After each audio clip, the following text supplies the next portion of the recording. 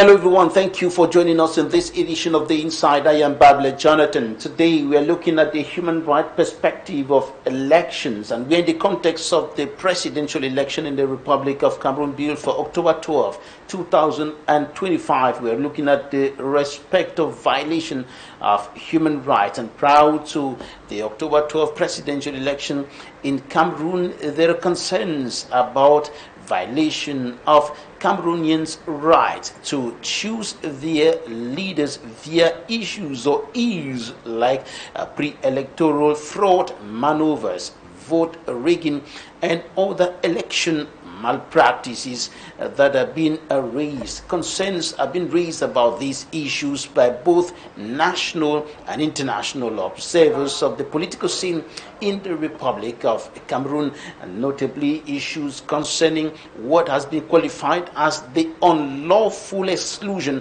of some of the major players, including Professor Maurice Kamto, whose candidature was submitted by the African Movement for New Independence and Democracy. And we are also looking at issues concerning the mobilization of Cameroonians for this presidential election. We are looking at issues concerning the change momentum sweeping across the country. All of these in the human rights perspective.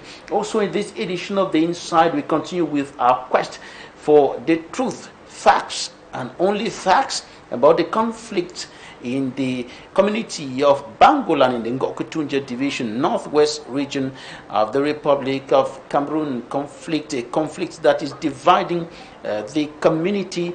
And of course, we continue in our quest for the truth in order to bring our edifice, in order to bring our own stone to the edifice of peace in that community. Meet our guest in some few seconds.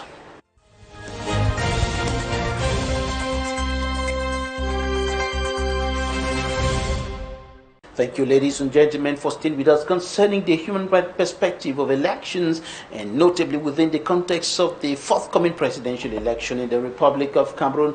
I spoke to the president of the Cameroon Bar, Barrister Ecric. Now let's take a listen to what he has to say on this issue.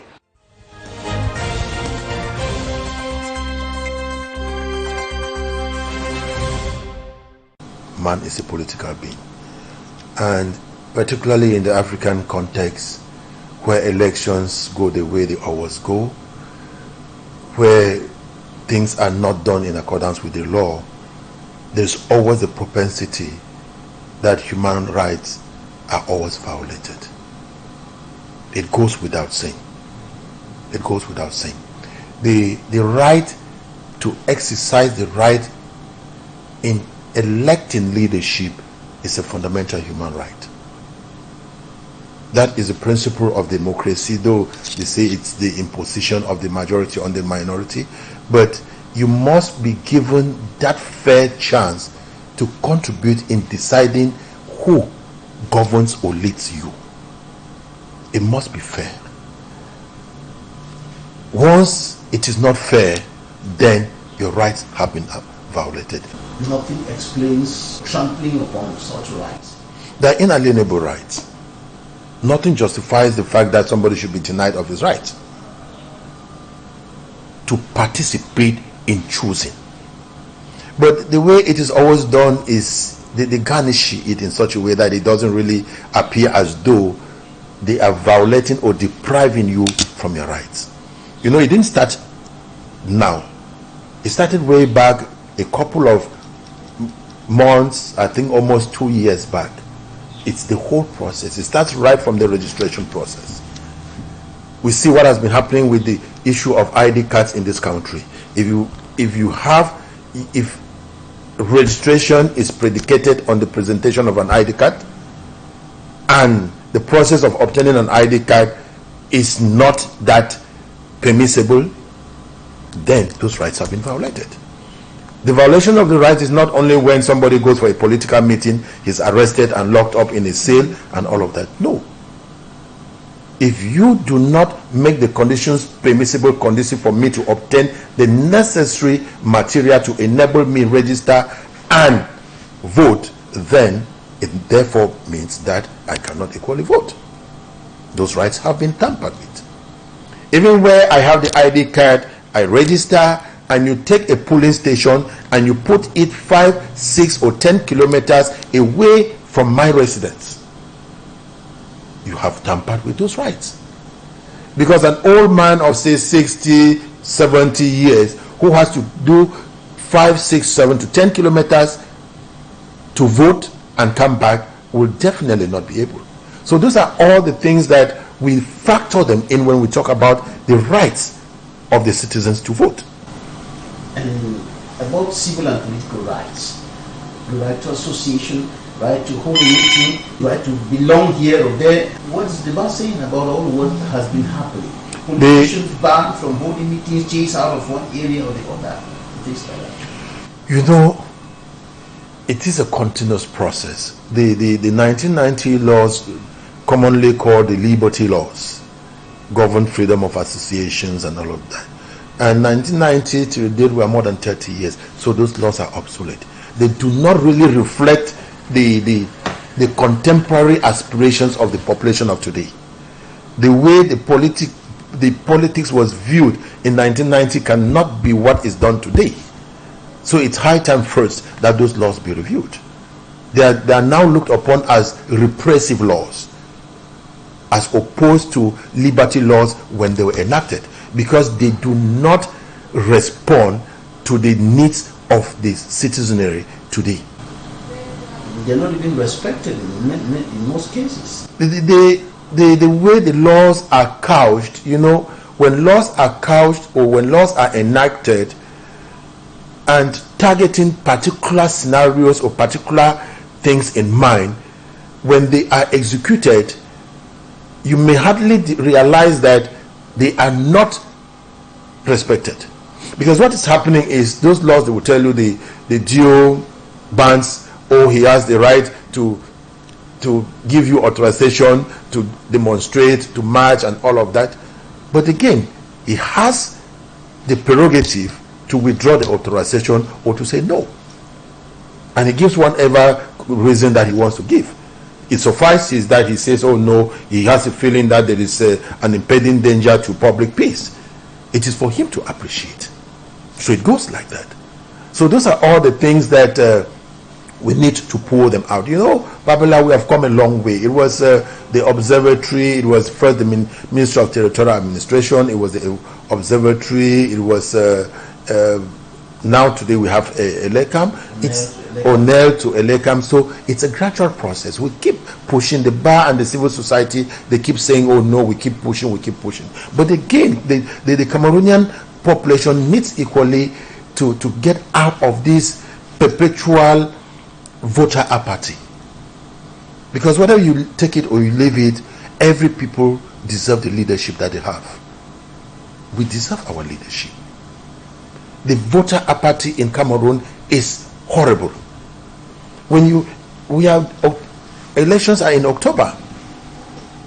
Elections are in October, presidential elections. You don't feel the commotion that comes with such elections. It's just as though we don't have any elections. You talk people that's abandoned in the Elecam offices. People, that is when people have saying that they will not vote since Camto is not there, since Camto has been eliminated and so on. People that is not even back into voter apathy. Yes, and you see that is the bad thing. That is the bad thing.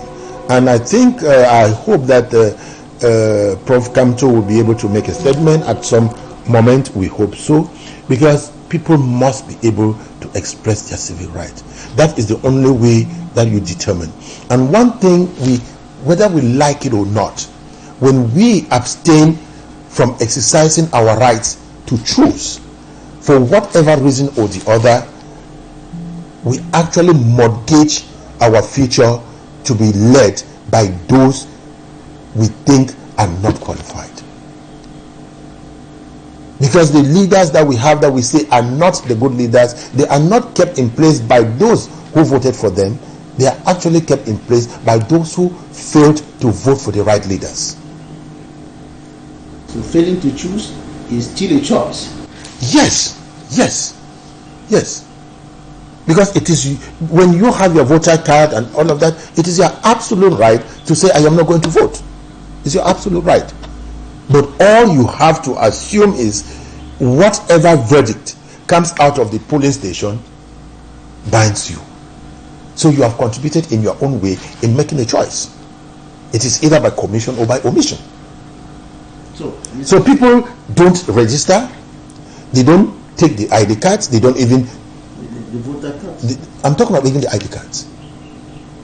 They must equally, because if you, when you see somebody wants to register for a concours, he wants to obtain a land certificate and all that, he does everything to have an ID card.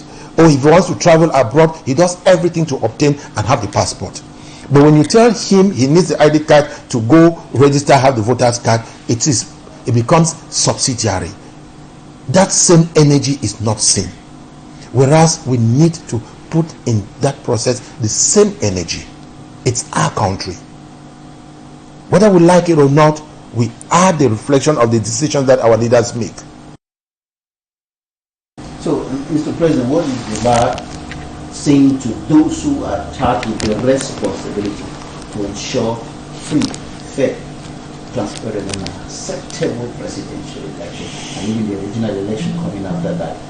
What is the bar telling these people who have been charged with that responsibility, right from the registration when we have elections, Cameroon through the electoral process, right to the proclamation of the results by the Constitutional Council?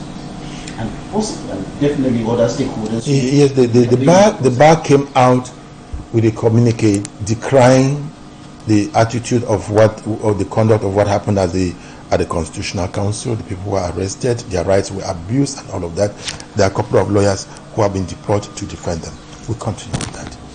And what the bar, which is apolitical, will say is that we will definitely not be calling on people to come out and either vote X or B or Z, but we'll be telling Cameroonians that it is their civil right, it is their constitutional right, it's their human right to participate in the choice of who leads them, and that nobody has a right to deprive them unconstitutionally from that, because there are equal conditions which guarantee circumstances where somebody can be deprived of his right to vote. Yes, if it is ascertained that you have lost that civil right. So we encourage everybody to follow the due process to ensure that he or she exercises his rights.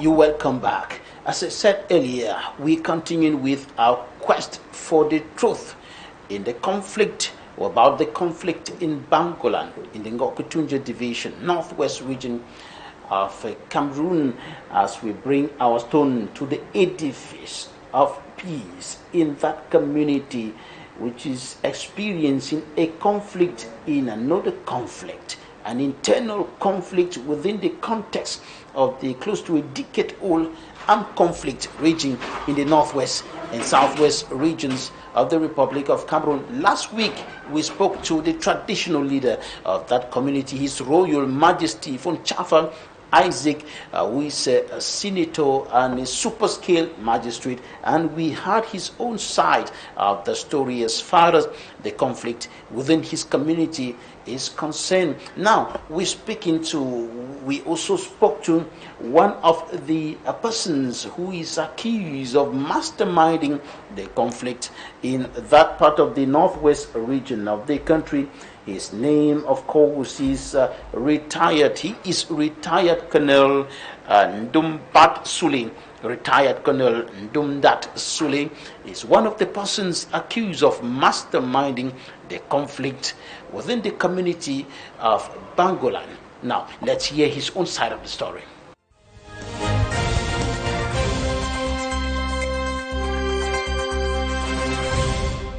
We are with Colonel NDUNDAT Sule on retirement. He is a notable in Bangolan in the Ngokutunja Division, Northwest region of Cameroon, and with him we're going to be discussing issues concerning the crisis or the conflict, so to speak, in the community, in our quest for the truth, facts and only facts, as we put our little stone to the edifice of peace in that community. For that is our utmost objective. Colonel NDUNDAT Sule, notable in Bangolan, you welcome to the program. Thank you, Mr. Babila. You are welcome. Thank you. Right, so you're one of the persons towards whom accusing fingers are pointing with regards to the situation, the unstable situation in your community. What is your response to the accusing fingers pointing to you as one of the masterminders of the conflicts in your village? Thank you, Mr. Babila. It's true. Accusing fingers have been pointed at me. I want to make it crystal clear that the crisis in Bangolan is older than the Anglophone crisis. The crisis started in Bangolan in 2014. And me, standing here, Colonel NDUNDAT, I was in the north. I was working in the north 2014 when it started, 2015 up to 2016 when I came down country. What happened in Bangolan? This thing started since 2014, Mr. Babila. You are from the northwest. Senator Chafa went to the Bamenda Municipal Stadium with Apostle John Chi, where he met a crusade telling the whole world that he has been living in bondage for 30 years. He has never known that there was a king or there was somebody stronger than him. He asked Mr. Babila that if he has any spirit, any ancestral spirit in him, or any spirit from Bangolan in him, it should be removed today for him to be free, to honor God. Those are his words. They are inside here. A video. Not me saying it, but him. Is that what caused the conflict? That is the beginning. When it started, the notables in the village, they started questioning. A phone, to allow a man of God to put his hands on you, and you declare that you have been in bondage for 30 years. If there is any spirit in Bangolan, in you, it should be removed today and let you be free. That's where the problem started. They started questioning and calling him. The Ngumba started calling him to the village to come and answer. You never came. 2014, November, you went to the village, Mr. Babila, with a group of Christians, again, with the so-called anointed salt, anointed water, went into the sacred forest, Mr. Babila. You are from the northwest. Through those salt, there are pictures and evidence. Through those salt on all the artifacts, all the sacred artifacts in the sacred forest. You desecrated the whole forest in the name of God. You are from the northwest.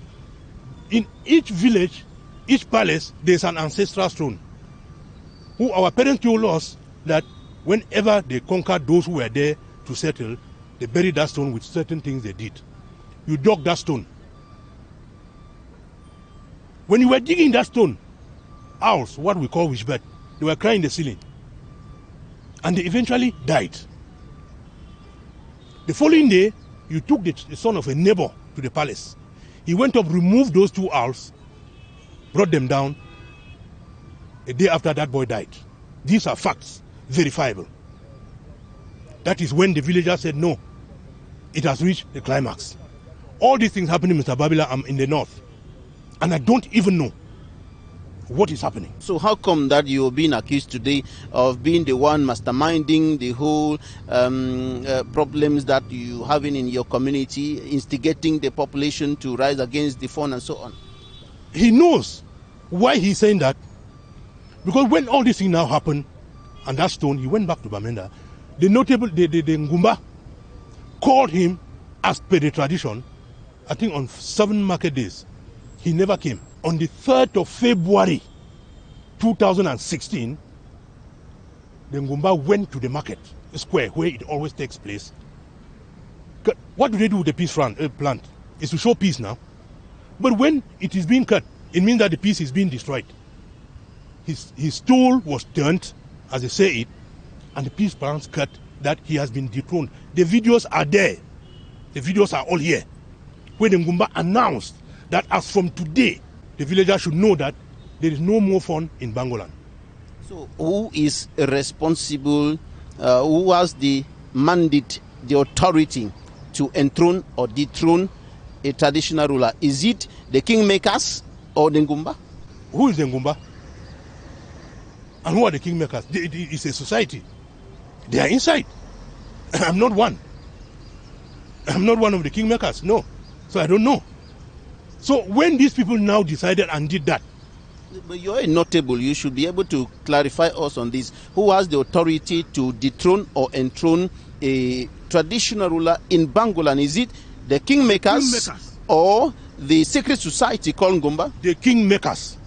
So why was he dethroned by the Ngumba? As the kingmakers dethroned him and gave the announcement to the Ngumba to go and pass in the market square. Equally as when they enthroned him, the kingmakers, they enthrone him and hand him over to the Ngumba, who does all the traditional rites on him. The kingmakers will call in Bangolan the Lonso. When they enthrone him, they pass him to the Ngumba. And so when they did the right of dethronement, they again gave the right to the Ngumba to go and announce in the market square, and that is how it happens. When it was now done, Mr. Babila, I'm repeating to you that all this is happening, I'm in the north. I'm not in Bangolan. I don't even know what is happening. The SDO, by then, the senior divisional officer of Ngokitunja, he came down to Bangolan, made all sorts of negotiations, even made an election amongst the kingmakers. The result was horrible. It was 19-4 and 4 or 3 against. 19 for what and for against his what? Dethronement. For his dethronement, and 4 against his dethronement. There was a traditional rite that was performed. I guess that was what you were talking about earlier, to dethrone the fun, to say that there's no fun in Bangolan and so on. And that happened 9 years ago. 9 years ago. So recently a video resurfaced and saying that that was done recently and so on. How do we reconcile that? Mr. Babila, I heard him say it was manipulation. That was since 2016. That traditional rite that was done on the 3rd or something like that of September, when he projected a meeting in Obala. 3rd of September 2025? And 25. I think it was around 3rd or I don't know how the date exactly in my head. Then the Ngumba came out that day to precise to all sons and daughters of Bangolan that as of now, his decision stands that Jaffa has been dethroned. Any son of Bangolan who will find himself in Obala will come and share the village, will come and rule the village with him. That's the Ngumba. That was the ceremony that took place, and he is claiming that it was a manipulation. It is big false. Was it the ritual that was done 9 years ago or another ceremony? It's not a ritual, it's a ceremony. They came to reiterate what they said in 2016, telling people that what he is hearing in Obala, if you know that you are the true son of Bangolan, nobody should step his feet there. You should know that, you should know the consequences that you will face. So it was not a manipulation. It's a video that was a ceremony that was done 3 or 4 days before the meeting in Obala. How can it be manipulation? And how could it be in 2016 when inside that same declaration they are talking of the meeting on Obala? Could they have imagined a meeting in 2016 that will happen in Obala in 2025? So as a notable, after this warning from the secret society, we saw a significant crowd in Obala. So what about those people who went there? They don't recognize the secret society? First of all, I've not been designated by the Ngumba to speak in the name of the Ngumba. You don't imagine that Jaffa doesn't have friends. He has his own friends. And that hall, only the population of Bangolan that is in Obala, that hall wouldn't have contained them where they were sitting. I'm telling you from the facts from the ground. So all those you saw there, no. I saw some were also saying that why hold the meeting out of Bangolan? He should come and hold it in the village and so on. What about the security situation? Can he protect everybody who goes to Bangolan today for a meeting like that? Is he the only fund in the Northwest? I'm asking about the possibility, the feasibility of holding such a meeting in Bangolan. How are other funds doing to hold those meetings in their fundoms? I take the case of the Babungo, Bambala, and so on. They hold regular annual meetings in their palaces. How do they do it? He knows why he decided to hold it in Obala. In their palaces, but his own palace has been burnt. Tell me what happened to the palace, because that's another point of accusation pointing to you as another persons in the village, a group of persons who are said to have masterminded in collaboration with separatist fighters to burn down his palace. Mr. Babila, you want to know that I have documents here that you started writing on me since 2016, accusing me of terrorism, masterminding, the sponsoring Ambazonia and so on and so forth. I spent 2 years in court with him. I said 2 years. What do you have to say about that? Are you involved in terrorism? How can I? And how could I? In 2016, when he's saying, me standing here, do you look at me? After serving in the army for almost 35 years before going on retirement, how does it start? I cannot even go to the village because if those guys they see me, I'm a dead man. What about the audio? He talked about an audio in which you're said to be calling on people to block the roads and things like that in the dialect. What about that? What are you saying in that audio? Are you asking the people to carry out some violent actions? Zababila, is good, and that you've talked about that. And he said you are not from the village. He would have given you the audio to listen. It's a flat audio where I advised, which is my role, to advise the villagers. You think I would have advised them to go and manifest in Obala? No. I told them, if you have anything to do, go and do it in the village at the market square, as you were doing in 2016. They should go to the market square and do what? And do whatever manifestation you want to do there. Even, would I even say actions? Do what they would want to do in the village and not out of the village. I said they should go and break. They should go. There is nowhere in that audio where I say they should go and manifest, they should go and break things. And break what? About the palace that was set ablaze, what do you know about that? I don't know anything about the palace because me standing here, I don't even. I think I managed to go to the village once. I don't know when. Was it No Pity they used to call him or what? People, Mr. Babila, Bangolan people have suffered. When that palace was being burnt, most of our parents and so they were living in the bushes. They were not staying in the village because they were terrorized, beaten, some beaten to death in the palace and so on. The terrorists, that's when the thing started being hot. Whereas we have been suffering for the past 2 years in the village. The palace, I don't know when and how it was burnt. Because since the 9th of February 2016 that I left the village, I have not seen how that palace is. Even if I say, go and manifest, you have peaceful manifestation. You have violent manifestation. Of course, manifestation or protest is a constitutional right in Cameroon. Yes, but what were you asking the people to go and manifest about? To hinder the holding of the meeting in Bangolan, not to go in Obala, not to go for the meeting? What exactly were you asking them to manifest about? The fact and is why? that people, they are full like this. So that when they hear anything that he wants to do, they want to manifest and do all sorts of things. Then when they ask me, I say, no, I will not advise people to go to Obala. Go to the village. Go to the village at this point in time. Don't go to Obala. You wanted me to advise them to go to Obala? I will never do that. And I wouldn't have done that. I told them the video is there. I will give you. You will see any friend of yours, Bangolan or non-Bangolan, who can hear the dialect. Let them explain to you. I said, organize yourselves, go to the village, rally the youths, and do whatever you want to do at the market square, whatever action you want to do at the market square. That is the message. That's the audio. That's all. You had nothing to do with vandalizing, whatever. Nowhere. I say, I will give you that video. You will go to anywhere and let anybody interpret to you. You've heard the chronology of what happened for him to be dethroned.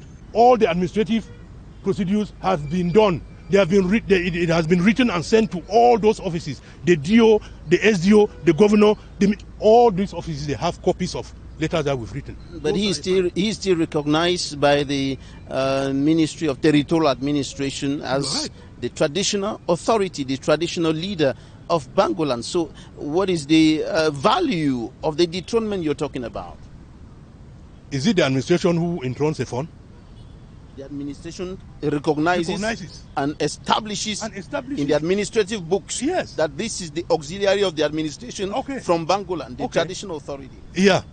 And if they don't want to, or if I want to believe that they are still making their investigations, because it has been written everywhere, the government has the right to investigate for 10, 20 years before take a decision. Colonel NDUNDAT Sule, tell us, have you at any given point in time nursed the ambition to become the chief, the traditional ruler of Bangolan? Mr. Babila, you are from the Northwest and you make me laugh with such a question. How can you, if you are not I stopped being a prince when the father died. What we call people go out of the palace. When his father died, we went out of the palace. That our own lineage in the palace was cancelled. So I cannot, and in no way, in the grass field, can I be crowned fond of Bangolan. No way, no way.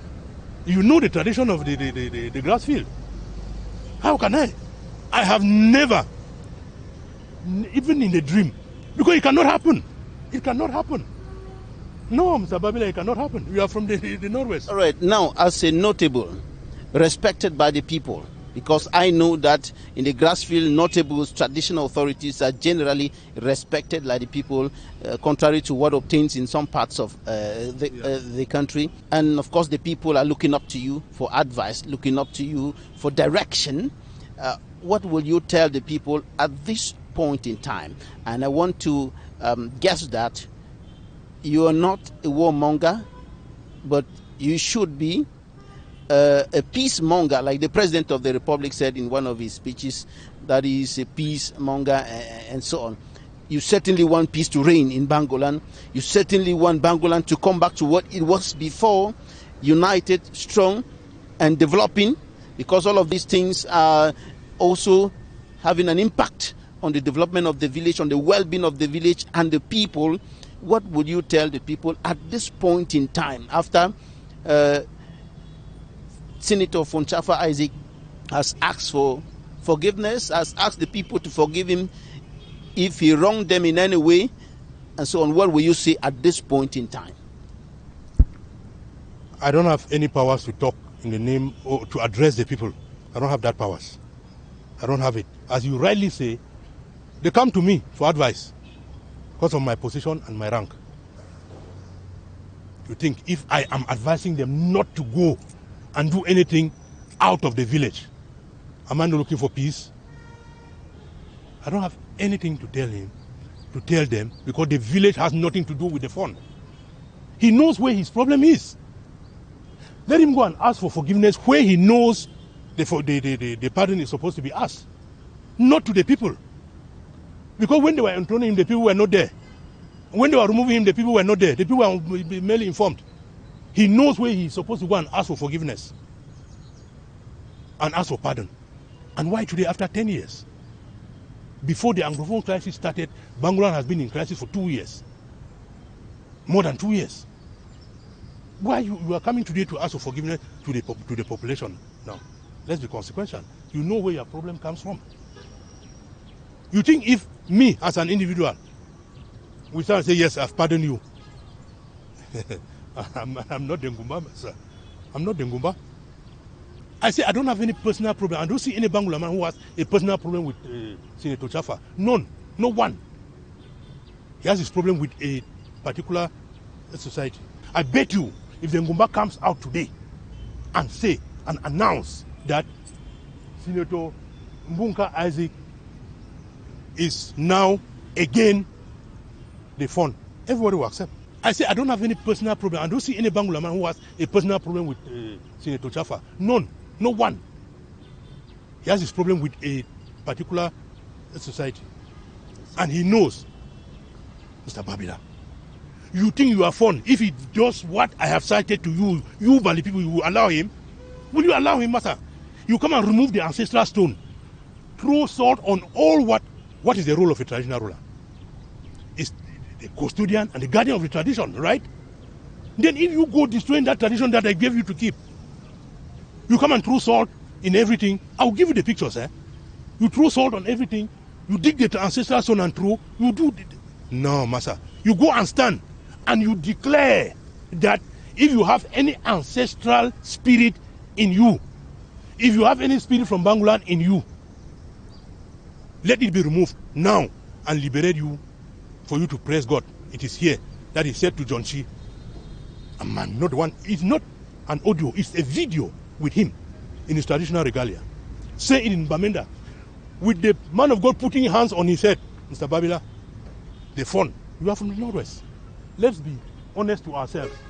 Let's be honest. Do you at least recognize that all authority comes from God? It comes from God. So why reject God? Who has rejected God? There is no By rejecting the fund for accepting God, you are rejecting God indirectly. Nobody has rejected him from accepting God. Because so many funds in the Northwest who are Muslims, they are Alhajis. They've gone to the Mecca and come back. And every Sunday you go to church in Bamenda, you will see funds in church. No, master. Give to Caesar what is Caesar's and to God what is God. When it's time for the tradition, do it. When it's time for your church, go to your church. If he never destroyed the traditional, the customs and what of the village, who would have been questioning him about his church? Who? Right. Thank you so much, Colonel. Thank you for accepting to come and have this conversation with us, as we hope that in the nearest future, things will return to normalcy in your community.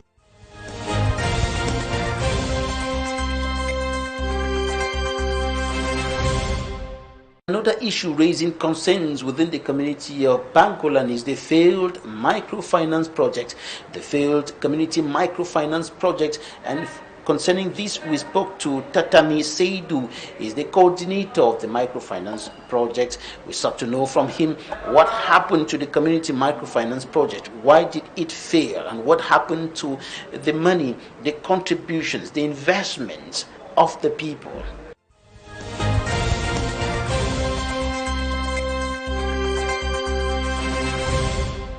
We have with us TATAMIYIH Seidou. He is the president of the Bangolan Cooperative Credit Union. Just take us through the genesis of that project. This credit union was launched in 2007, and by the stroke of luck, I happened to be one of the founding members.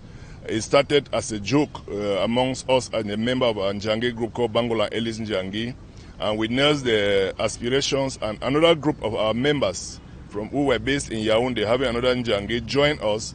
And by the time we were creating the credit union, I think it was in July 2007, we were about just 14 members that had done the groundworks and done everything possible for the credit union to start. During our preparatory phase, I was put in place as the treasurer of that credit union. But by the time we started our activities, based on the credit union laws and rules, we had to open an account, and so every franc that we were collecting as members and preparing our offices, and payment of our shares were now deposited into the account of the union with the Union Bank of Cameroon.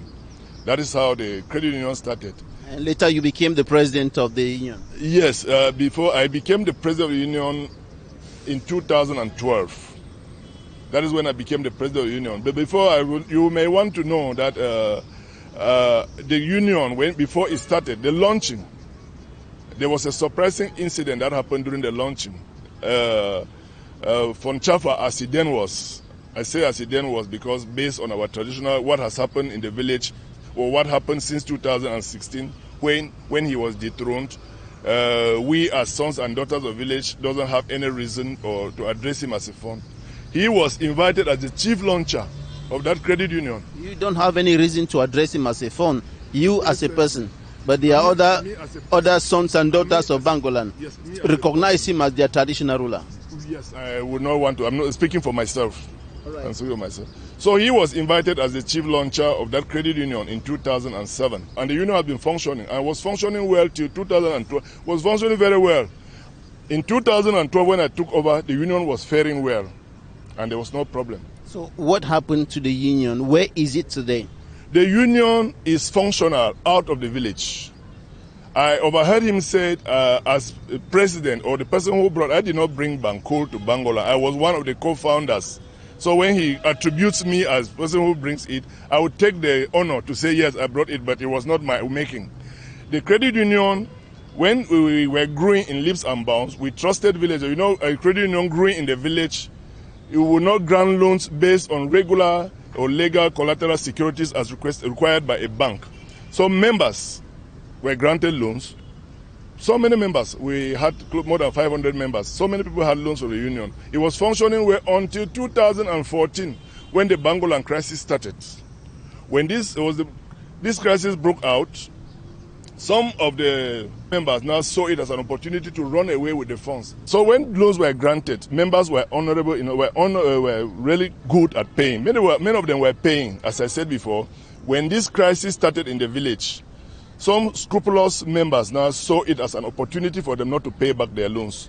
And so you will call somebody to pay his loan. He said, the crisis has driven me from the village. I am now in the bush. It was not long from 2014 when the crisis started in Bangolan. In fact, beating, killing, and maiming and destruction that took place in Bangolan from 2014, especially from 2015, February. It was an untold hardship on many of the members. I can't afford to say they were not suffering. Yes, many of them were suffering. So many people were displaced. Economic activities were stalled in the village. There was nothing going on in the village in most of the places. So when the Anglophone crisis now came in 2016, when we were already 2 years old in the crisis, the union now was already having problems with recovery. And the recovery issue now was now aggravated by the Anglophone crisis. We had a series of our management, the management of the members of the credit union, the management authorities, officers, who were kidnapped for ransom. Once in a while, they would just come and pick one to the bush. We pay a ransom for his release. If I tell you that by the time we were closing the union, we had only one person working in the union, you will not believe. Because everybody was afraid. Many people have gone to the bush, they have been beaten, and ransom were paid by the union. So in the face of all of this, in during the 2021 annual general meeting, it was resolved by members that the office should be closed. The office in the village? The office in the village should be closed because no activity was taking place again. Rather, we were spending on paying ransom for people who were kidnapped, on paying staff who were not productive. So we wrote, and I wrote a letter to the Camcool head office requesting them to permit us close the head office. They did an inventory of all what was there. As I speak to you, the statistics of the savings, deposits, and loan situation of all the members is with me. So when I turn and open my phone and see the situation, it disturbs me. So when they accepted us to close it, we have our software, the Alpha software, where we can update. If I open it today, we can update the software to know the situation of each member in terms of loan and loan interest that they are owing. So we closed the union doors in 2022. By the time we were closing it, we decided, I personally took the initiative that no, we cannot close this office and stop everything here without struggling to look a way that if tomorrow things were to get better, we'll come back to the village. So I spearheaded and saw Kamkol, who granted us permission to open a branch in Douala. I will give you a picture of the branch.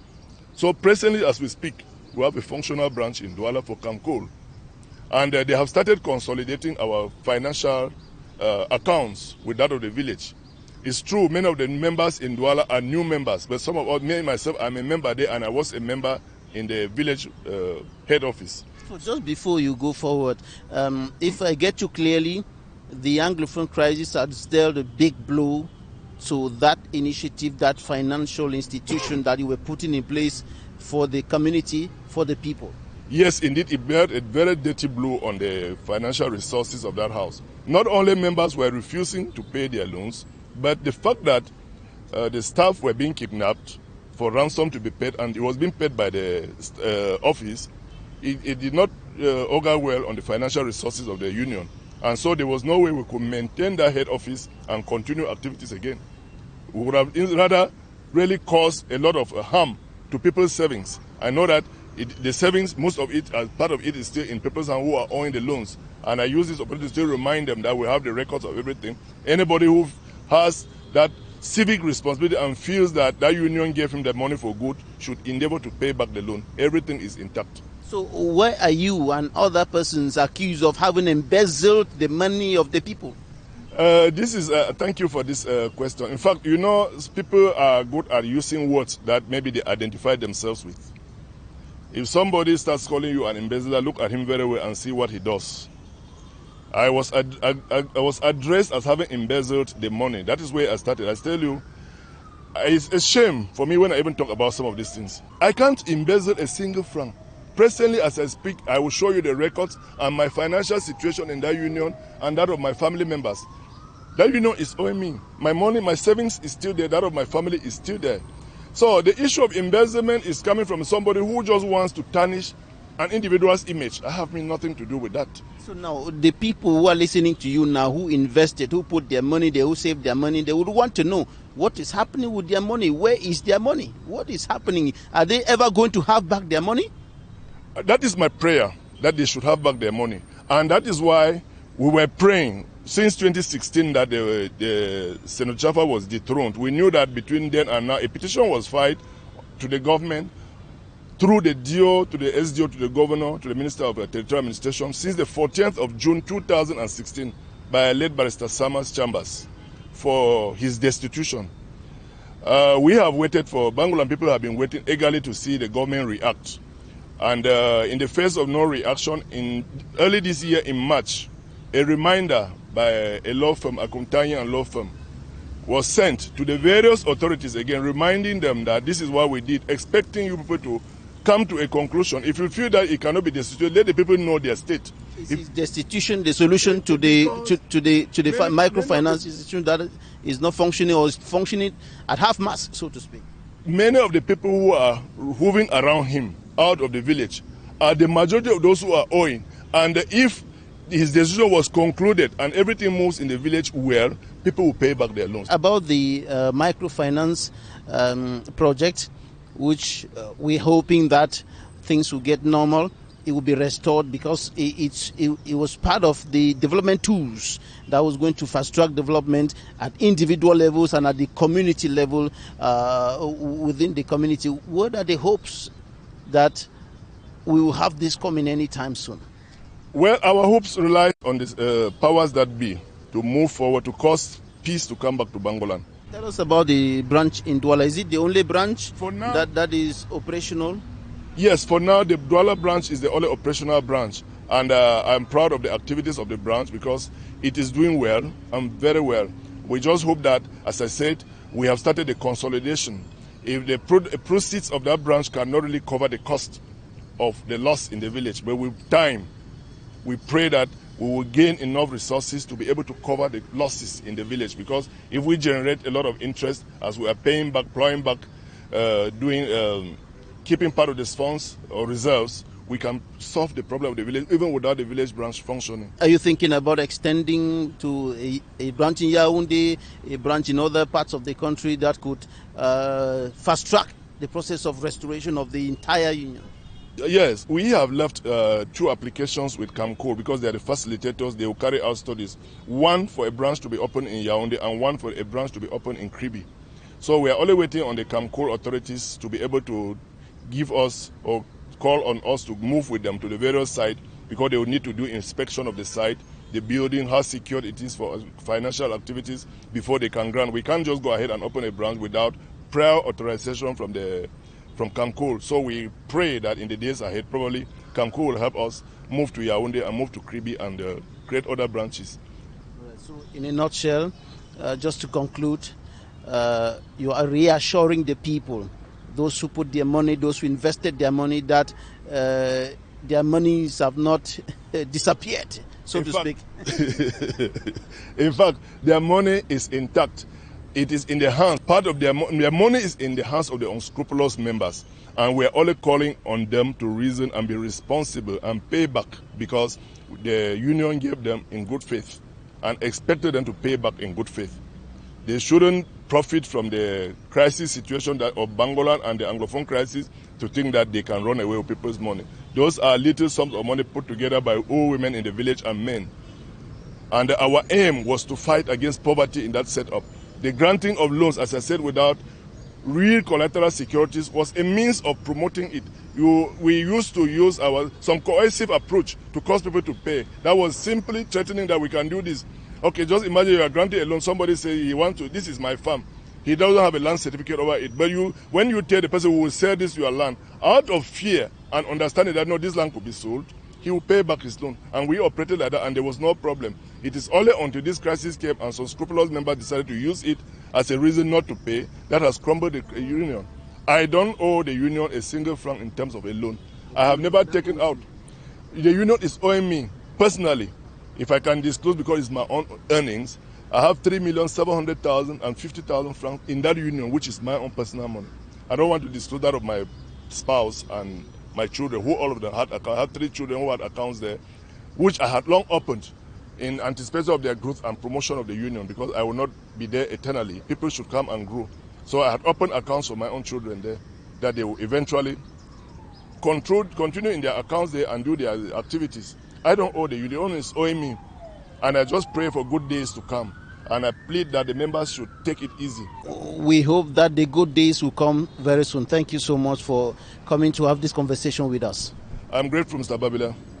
In our focus on restoring peace, or contributing to restore peace within the community of Bangolan in the Ngokutunja Division, Northwest region of the Republic of Cameroon, we now bring to you the message of peace of the phone. His Royal Majesty Senator Fonchafa Isaac, and he was speaking to the press shortly after a meeting with his subjects kilometers away, hundreds or thousands of kilometers away from the community. In notably it took place in Opala in the central region of the country, and he explains that it could not take place in Bangolan because of the volatile security situation prevailing there, and he says he did not want to expose the lives of his subjects by calling upon them to come to Bangolan to attend such a gathering. And after that meeting, this is what he said.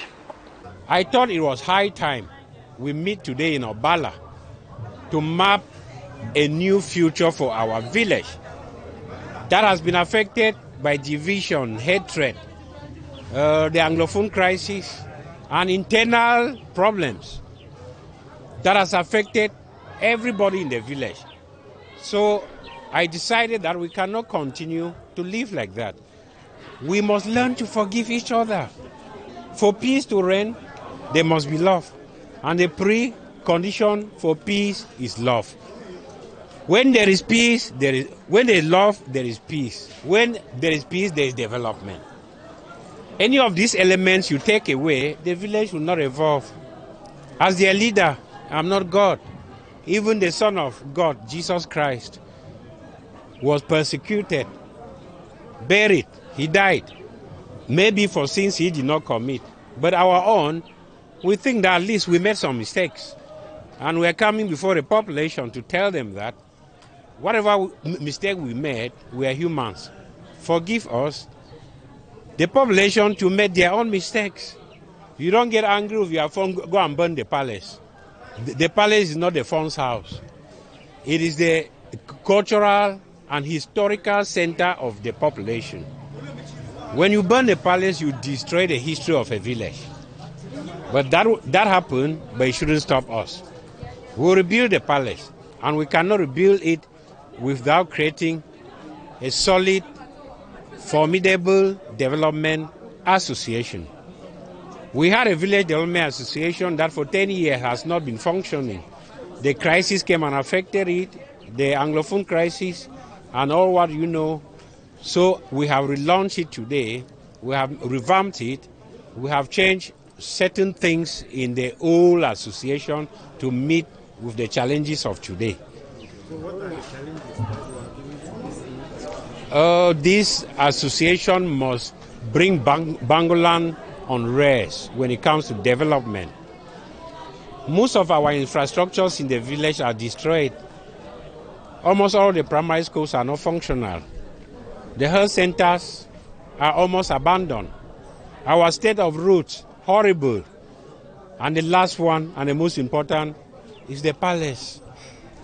During that crisis, in the fit of madness, the palace was burned down to ashes. Which village can live without a palace? It's impossible. But I have said we should forgive whoever did it. Let's turn the page and rebuild a new modern palace. And we are capable of doing it. We'll do it. So I thank all my sons and daughters from all over the nation who made this sacrifice to come and accompany me, give a new look to Bangolan. And that's it for this edition of The Inside. Thank you so much for staying with us. You can follow us on the social media handles on Facebook and on YouTube. You can also follow the rebroadcast of the program on Friday at 4:30 p.m. Thank you so much for staying with us. God bless Bangolan. God bless Cameroon. Goodbye.